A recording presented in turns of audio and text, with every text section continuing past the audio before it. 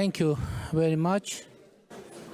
Honorable Prime Minister Garibashvili, Mr. Duclos, participants of the 6th Paris Peace Forum, ladies and gentlemen. First of all, I would like to express my gratitude to President Macron for the wonderful organization of the forum, warm hospitality and invitation. One of the pillar records of the forum documents is that 2 billion people worldwide live in conflict-affected areas. From the point of view of the Republic of Armenia, it would be more precise to write that sentence as follows. As a result of ethnic cleansings, more than 500,000 Armenians no longer have the opportunity to live in their homeland. 500,000 is the number of Armenians who were forcibly displaced from Azerbaijan and became refugees as a result of ethnic cleansing.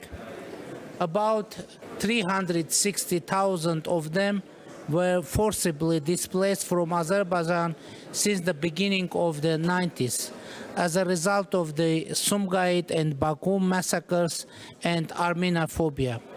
Since then, Armenophobia, unfortunately, has been the state policy in Azerbaijan. And before that, under the Soviet Union, due to administrative and psychological pressures, Armenians had to leave Nakhichevan and many other areas of Azerbaijan.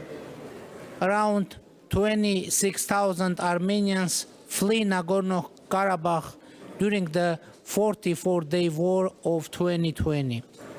And as a result of the large-scale attack and ethnic cleansing perpetrated by Azerbaijan against Nagorno-Karabakh on September 19 of this year, around 105,000 Armenians were forced to leave Nagorno-Karabakh within a week.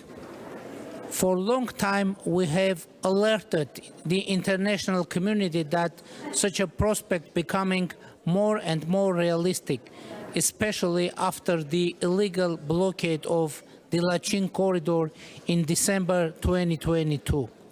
But the international community did not take any adequate measures, and we cannot blame those people who claim that the forced displacement of Armenians from Nagorno-Karabakh took place with the silent or behind-the-scene agreement of some of the international players. Nevertheless, dear participants, I have not come to this peace forum to talk about war. I have come to talk about peace, even though Azerbaijan has started to call the Republic of Armenia West Azerbaijan, after implementing yet the minimum of its plan of Armenian cleansing. The concept of so-called Western Azerbaijan, which is a concept of preparing a new war against the Republic of Armenia, is propagated in schools, universities, and mass media of Azerbaijan. And all this, despite the fact that we seem to be close to signing a peace treaty with Azerbaijan, notwithstanding the fact that the above-mentioned issues raised significant questions regarding the sincerity of Azerbaijan.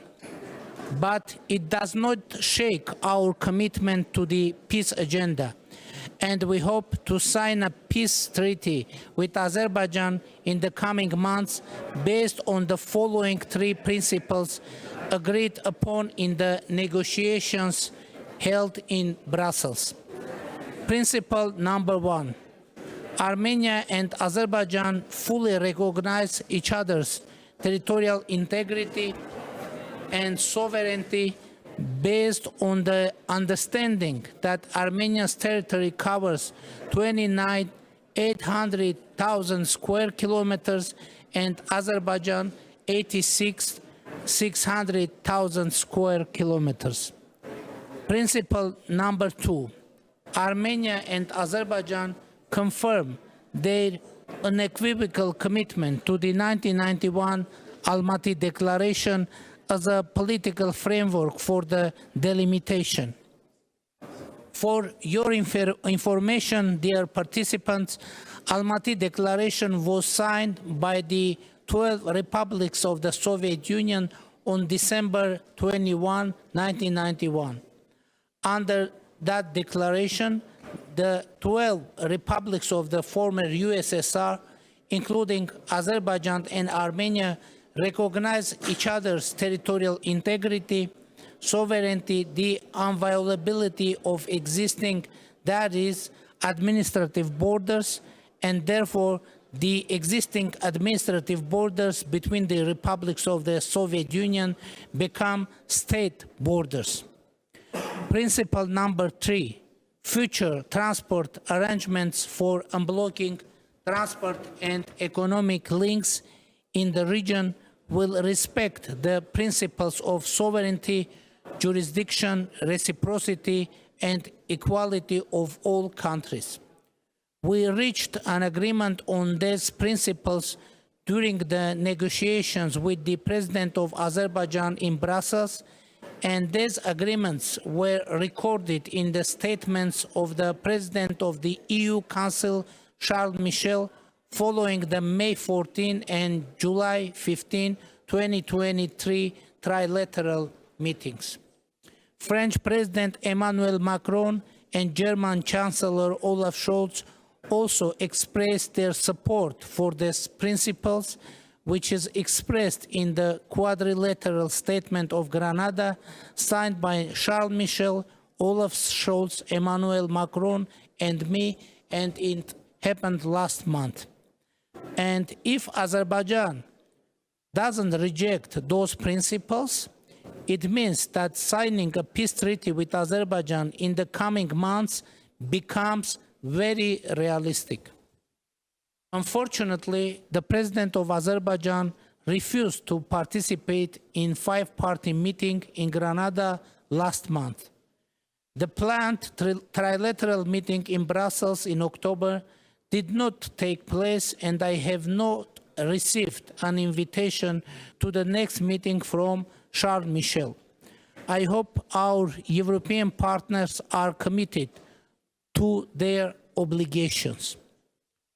Honorable participants of this forum, our region, the South Caucasus, needs peace, which is a situation where all the countries in the region live with open borders, are connected by active economic, political, cultural ties, and have accumulated experience and tradition of solving all issues through tools of diplomacy and dialogue. To provide such a situation will be very difficult without reopening the transport communications and taking this into account. The government of the Republic of Armenia has presented the Crossroads of Peace project. This is a plan to connect our regional countries, including Azerbaijan, Armenia, and Turkey, with railways, roads, cables, gas pipelines, power lines, or strengthen existing connections. As you know, at the moment we do not have any functioning road, nor any functioning railway, cable, pipeline, or power line with either Turkey or Azerbaijan. And we propose to change this situation positively. The Crossroads of Peace project would also bring benefits to Georgia and Iran, including bilateral as well as in terms of strengthening ties with Azerbaijan, Turkey, and Armenia.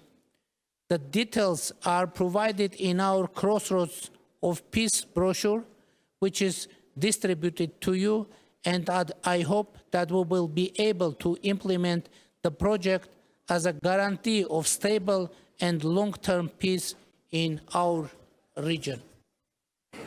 The implementation of this project will be beneficial not only for our region, but for international trade, connectivity, and stability. And I hope for support not only regional countries, but from the international community in general. Definitely, we are in front of very important, let's say, historic crossroads. So let's make it crossroads of peace. Thank you very much.